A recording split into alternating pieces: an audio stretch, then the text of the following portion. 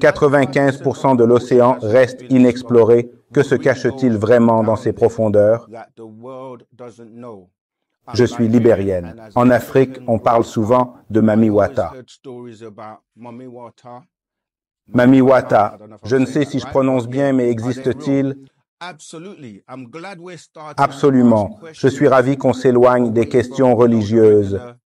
On répondra à tout comme on dit. Demandez-nous tout. On dit planète Terre, mais c'est surtout de l'eau, non?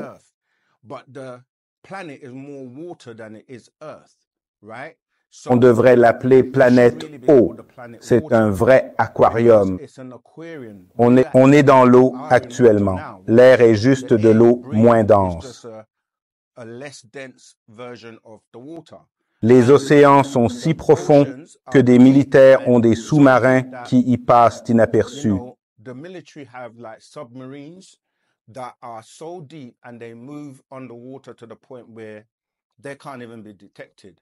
Des vastes civilisations y existent depuis des millions d'années. On a dit que même pour les phénomènes extraterrestres, beaucoup de leurs cavernes mènent à d'autres parties sous l'eau.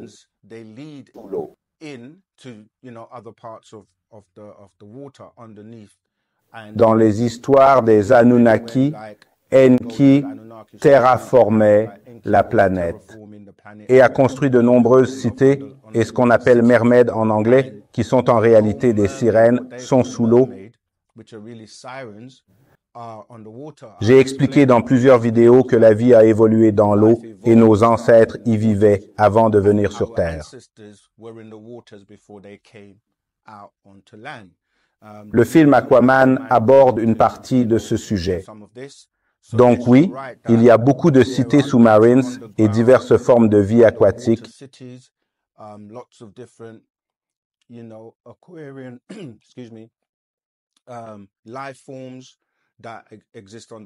Si vous regardez la série Sirens sur Netflix, il raconte toute cette histoire.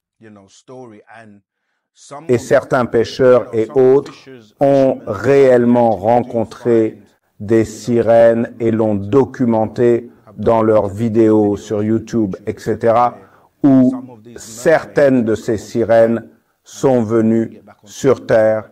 Les tsunamis, etc., le permettent parfois. Donc, oui, et en Afrique, vous avez beaucoup de ces histoires parlent de descendants de ces êtres sous-marins.